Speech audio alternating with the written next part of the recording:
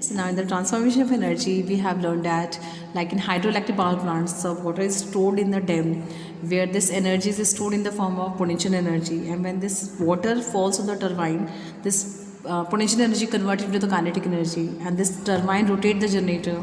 When this turbine rotate, it helps the generators to convert this kinetic energy into the electrical energy. So this was one of the example of transformation of energy. There are some more examples for the transformation of energy, like we are taking some example in which energy transformation takes place. You know, the energy cannot be created, cannot be destroyed. Even in this universe, the energy is conserved. So if we are using some appliances, what happens in the appliances? Actually, the energy is converted from one form to the another form. Okay, like for example, first I'm taking the example of electric motor. Electric motor. What happens in electric motor? In electric motor, we use electric motor in some appliances like the fan, the mixer grinder. So what happens in that motors? Actually, the motors rotate. We know that the motor rotates. How these rotate? These rotate with the help of electricity. So we can say we are using the electrical energy here. Electrical energy. What is happening with this electrical energy? This electrical energy, when we pass electricity into the motor, what happens? The motor start rotating like in fan, in mixer grinder. So it means this electrical energy is going to convert into the, we can say, the kinetic energy or the mechanical energy. Actually, what is the mechanical energy? Mechanical energy is the form of energy. It means if we add the potential in the kinetic energy, it forms the mechanical energy. So in motor, actually what happens? Electrical energy is converted to the mechanical energy. So energy is not destroyed here. It is also not created here. This is only convert from one form to another form. For example, now the second one is the electric iron. Electric iron. What happens in the electric iron? In electric iron, we know that we are using the electricity, like this is the electric iron, suppose. And what we are using here, we are using the, the cap jaisa ban gaya. So in electric iron, we are using the electrical energy. And when we use this electrical energy, what happens in electric iron? There is a heating element in the iron, and when this heating element heats, it actually we can use this iron to iron our clothes. It means in the electric iron, actually the electrical energy is converted into the heat energy. Okay, so what is happening in the electric iron? Electrical energy is going to change into heat energy. Okay, heat is also the form of energy, you know. Okay, now the third one, for example, electric bulb. What happened in the electric bulb? We know that in electric bulb we are using the electricity. Or what happens when we are using the electricity?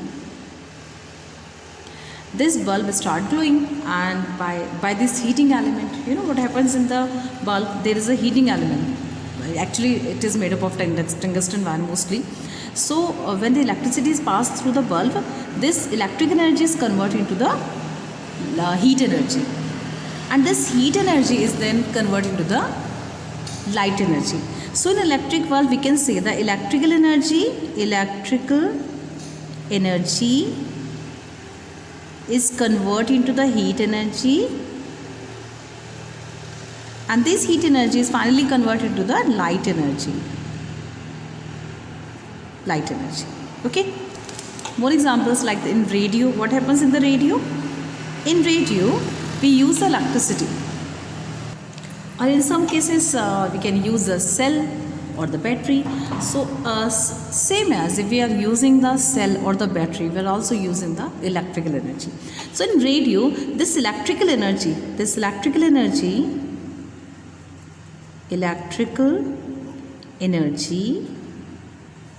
is changed into the sound energy. So what happens in the radio? The energy this electrical energy first change into the kinetic energy, and again this kinetic energy change into the sound energy. You know what happened in radio? There is a speaker. I think you have seen the speakers. Speakers have the diaphragm, and when this diaphragm vibrate, by the vibration of this diaphragm, actually the sound is produced. So what happens in this radio? Electrical energy is going to change into the kinetic energy, and this kinetic energy is finally changed into the sound energy. Okay. Few more examples, like in a steam engine. Have you seen the steam engine? I think nowadays we don't use the steam engine, but you have seen this steam engine in televisions, etc. So in a steam engine, actually what happens, we throw some coal to produce a steam. So we are using the coal. Coal has a chemical energy. So in a steam engine, we are using the chemical energy. And this chemical energy is changed into the heat energy, because what we are doing, we are burning the coals, and by burning the coals the heat is produced, and this heat we use to convert water into the steam, and this steam help the engine to move. So chemical energy finally change into the heat energy. Chemical energy in the form of coal, which convert the water into the steam. So chemical energy convert into the heat energy, and this heat energy finally convert this heat energy is what happened in the steam engine. When we burn the coal, this coal produce the heat, and this heat convert the water into the steam, and this steam help the engine to move. So chemical energy can convert into the heat energy, and this heat energy finally convert into the kinetic energy. So these are the energy transformation which takes place in most of the appliances, or we can say most of the objects, like in the car engine. What happens in the car engine? You know what we are using in the car engine? We use petrol or the diesel. So petrol and diesel have the chemical energy in it. I am representing it by using the CHE, but it is you have to write all the name, that is chemical energy. So in car engine we use the petrol or the diesel, which has the chemical energy, and when this chemical energy burn, it means when the petrol or the diesel burn, it produces the heat energy. It produces the heat. So it means it converts into the heat energy, and this heat energy help the engine to move, help the car to move. So what is happening with this heat energy? It convert finally into the kinetic energy. More examples, like in the cell or in the battery. What is happening in the cells or in the battery? Actually, in cell or in the battery, there's a chemical substance are there in a cell or in a battery. So these chemical substances actually have the chemical energy, and this chemical energy finally convert into the electrical energy. Why we use the cell? We use the cell for producing the electricity, cell or the battery. So chemical energy change into the electrical energy.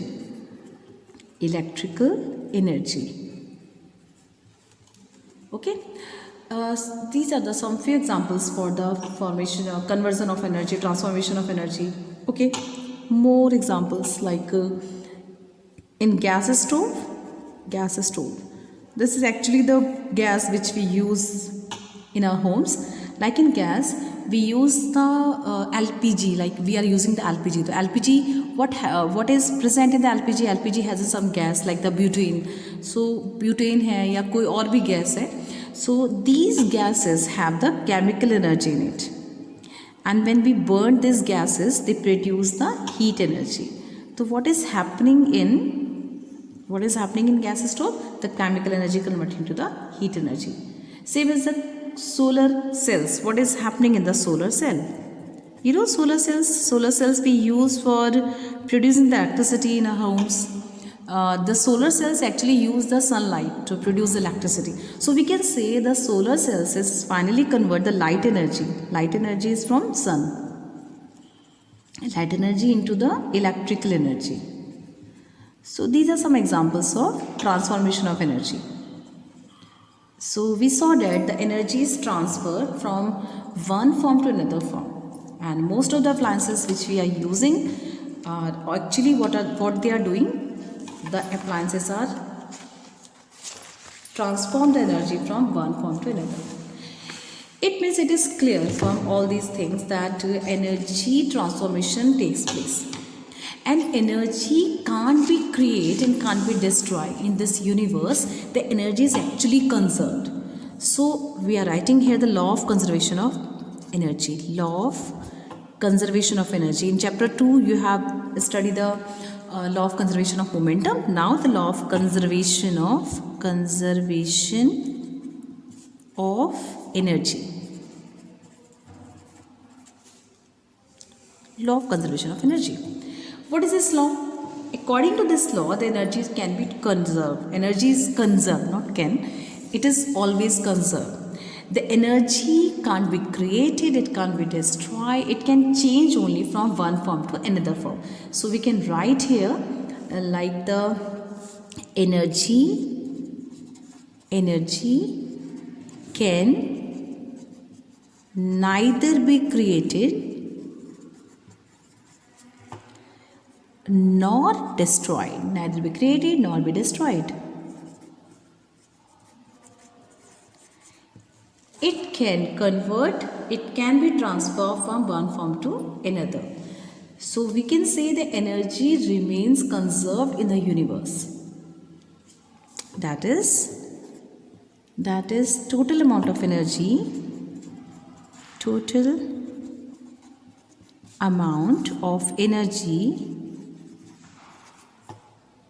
remains constant. Okay, so it is very interesting to know that the energy in this universe is remain constant. It do not changes. It always remains constant. It can convert from one form to another form, but it always remain constant. Okay, now I am going to explain you the energy conversion that takes place during the free falling of the body. Suppose now we are studying the conservation of energy during the free fall of the body.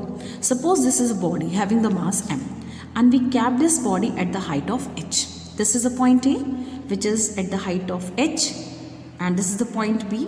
It can be anywhere. Suppose the distance from this point to this point is taking like x.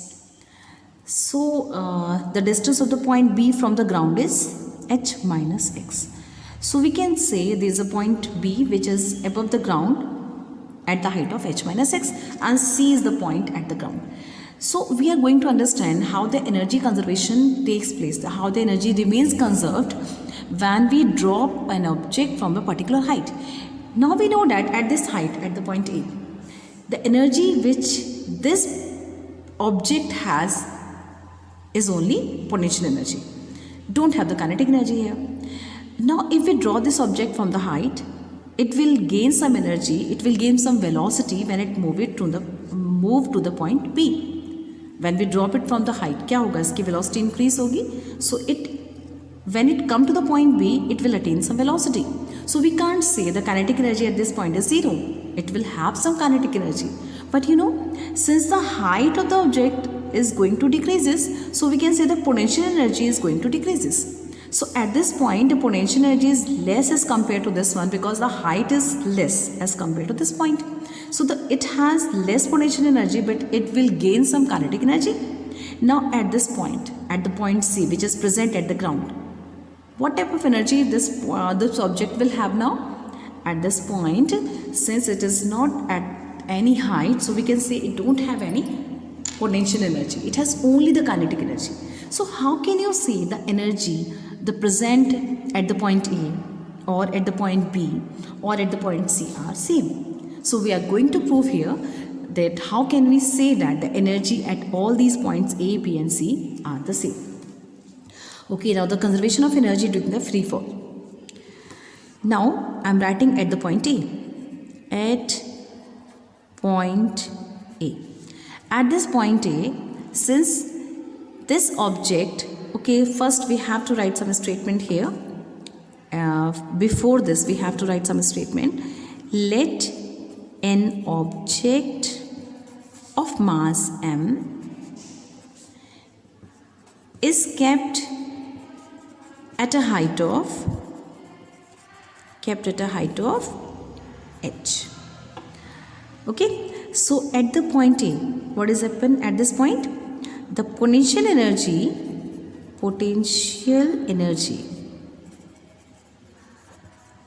is equal to mgh, because at this height it has only the potential energy. When we keep some object at the particular height, it will attain the potential energy. And what is about the kinetic energy? Since we know that it don't have any velocity, so we can say the kinetic energy is 0. So what is about the mechanical energy? You know what is the mechanical energy? I explained you that mechanical energy is equal to the sum of potential energy and the kinetic energy. So what is the total of both the energies? mgh. So is it clear that at this point it has only the energy which is equal to mgh. Okay, what is about the point B? At this point B, we know that if we drop some object from the particular height, it will have the initial velocity that is equal to 0. And u is equal to 0, g is equal to acceleration to gravity is g, and the distance travel is x, and the final velocity is become v1. Now we can find the value of velocity by using the third equation of motion. That is v square is equal to u square plus 2gh. Now the value of u is equal to 0, and we can put these values here. So we will find that v1 square is equal to 2gx. It means the kinetic energy at the point B. This is the point B. And at this point the v1 velocity, final velocity is 2gx. So we can put this value in kinetic energy. Kinetic energy is equal to 1 upon 2 mv square, 1 upon 2 m v square. What is the value of final velocity? That is 2gx. Cancel करके mgx आ गया. So it means at this point B, the kinetic energy is mgx. And what is about the potential energy? Potential energy is, we know that the potential energy is equal to mgh. And what is the height here? The height at this point is h minus x. So we can say potential energy is equal to mgh minus x. And we can solve it like mgh minus mgx. So what is about the mechanical energy? Mechanical energy is the sum of kinetic energy and the potential energy. So it will be mgx plus mgh minus mgx. So the value is mgh. Okay. Now at this point B, the total energy of this object is mgh, same as at the point A. And what is about the point C? At this point C, suppose the final velocity at this point v2 is v2. So we are going to find the value of v2. We can say if we drop an object from this height, the initial velocity of the body is u is 0, and the height it travel, the distance it travel is h. So we can find the value of v2 by using the third equation of motion. So at the point, now I am writing here at point C. At this point, u is equal to 0, acceleration is equal to g, and distance is equal to h, and final velocity is v2. So we can find this value by using the third equation of motion. V square is equal to u square plus 2gh. So the value of v2 square is equal to 2gh. Is it clear? At this point, the velocity is equal to 2gh. So at this point C, we can say the kinetic energy is equal to 1 upon 2 mv2 square. So we are going to put the value of v2, that is mgh. Okay, no, not the mgh, it is 2gh. Sorry, 2gh. Cancel 2, we get mgh. So the kinetic energy at the point C is mgh. And what is about the potential energy? Potential energy will be 0 because at this point C, because at this point it don't have any height. So we can say the potential energy will be 0. So what is about the mechanical energy? It means the total energy. It will be kinetic energy plus potential energy is equal to mgh. Okay, it is really surprising that all these points, point A, point B and point C, all these points have the same amount of energy, that is mgh, same at the point A, same at the point B and same at the point C. So this is one of the example in which we show that if we drop an object from the height, the energy remain conserved. Okay, next video we will study about the conservation of energy in a pendulum. So okay, bye.